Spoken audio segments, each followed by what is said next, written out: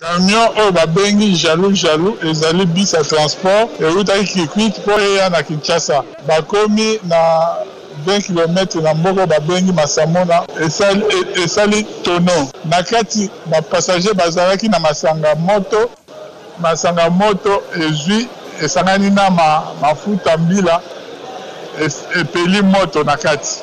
Tellement ezalaki na babidon. Bato boni bakufi. Tukumine na mibale 42 bakufi, 9 baza na état moko mabe, 14 bazali na état moko appréciable.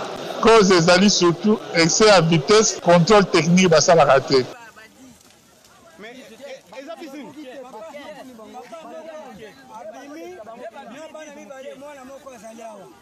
Eza compagnie nini? Tozoyeba te. Eza pembe?